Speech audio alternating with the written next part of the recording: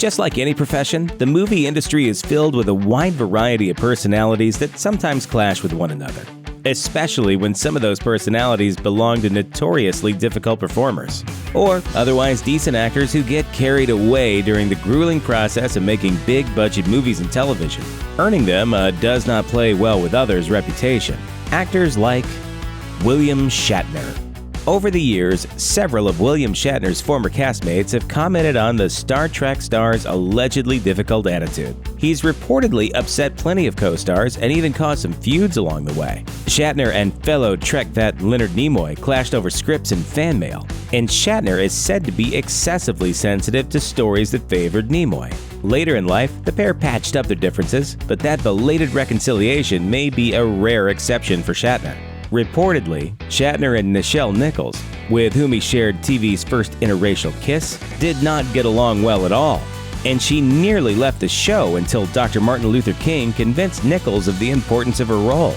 Shatner later made waves when he refused to appear on stage with James Doohan at a convention in 2004. Doohan's farewell appearance following his Alzheimer's diagnosis. There's also the long-running feud between George Takei and Shatner, who've been at odds, often publicly, for several decades. There's such a sickness there. It's so patently obvious that there is a psychosis there. Well, I think his stability is quite questionable. Really? Shannen Doherty. Although she's managed to put her public feuds with castmates behind her since her 2015 cancer diagnosis, Shannen Doherty reportedly was notoriously hard to get along with on the sets of both Beverly Hills 90210 and Charmed. During her 90210 years, Doherty clashed with her co-stars, including Tori Spelling, who recounted an incident when Doherty and Ginny Garth nearly got into a fistfight. Spelling has admitted that she ultimately asked her father, 90210 producer Aaron Spelling, to fire Doherty. Years after the show ended, Jason Priestley wrote candidly about Doherty's attitude in his memoir, and Doherty responded by saying he had brain damage from a car accident. On the set of Charmed, Doherty ran into problems again, this time with co-star Alyssa Milano, who described the situation as very much sort of like high school. Doherty agreed. There was too much drama on the set and not enough passion for the work. Whatever caused the issues, they proved to be too much for Doherty or producer Aaron Spelling to handle, and she left the series after the third season. Wesley Snipes.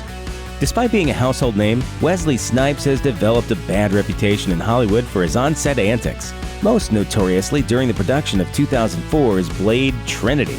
According to co-star Patton Oswalt, Snipes insisted on being called Blade and would rarely leave his trailer. You'd walk by his trailer and this wall of pot stench would just like, whoa, and kind of push you to the side. Oswalt also recounted a much more serious incident in which Snipes tried to strangle the director, David Goyer, after which Goyer proposed that Snipes quit and his stand-in finished the film.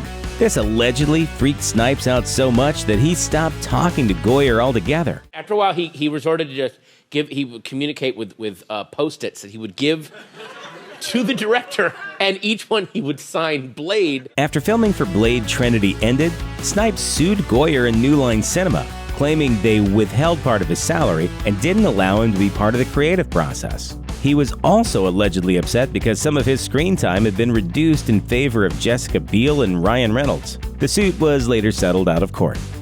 Lindsay Lohan. After racking up a string of early hits as a Disney starlet, Lindsay Lohan set about compiling a record of partying hard and leaving frustrated directors and co-stars in her wake.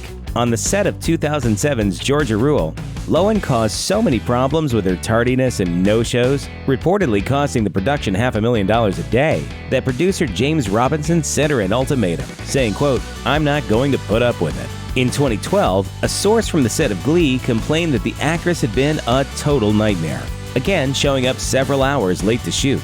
It seems that tardiness is a bad habit of Lohan's. A year later, anger management co-star Charlie Sheen told Jay Leno that Lohan had been late to the set by several hours and had later borrowed a couple of bracelets from the production, which the show later deducted from her paycheck. The same year, New York Times Magazine published "Here is what happens when you cast Lindsay Lohan in your movie." a piece chronicling some of Lohan's most unbelievable misadventures on the set of Paul Schrader's The Canyons. Among her offenses, not showing up to set. Big surprise. Edward Norton. Though he's apparently become more easygoing in recent years, it's been a hard battle to repair the damage Ed Norton caused to his reputation in the past. That reputation? A supposedly impossible perfectionist who siphons creative control for himself. While Norton is infamous for insisting the producers give him say over the final cut of the 1998 drama American History X, he surged back into the headlines while promoting 2008's The Incredible Hulk. The Marvel Cinematic Universe is generally action-packed, explosive, and witty. But when Edward Norton signed on to play Bruce Banner, he wanted a longer, more nuanced film with a deeper dive into Banner's backstory. Universal put its foot down, and the creative differences spiraled out of control. Norton barely even promoted the film, and took off for a humanitarian trip to Africa after the premiere, arguably harming the flick's box office bottom line. So in other words, you wouldn't like Norton when he's angry.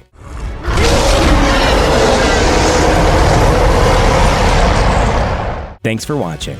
Click the looper icon to subscribe to our YouTube channel. Plus check out all this cool stuff we know you'll love too.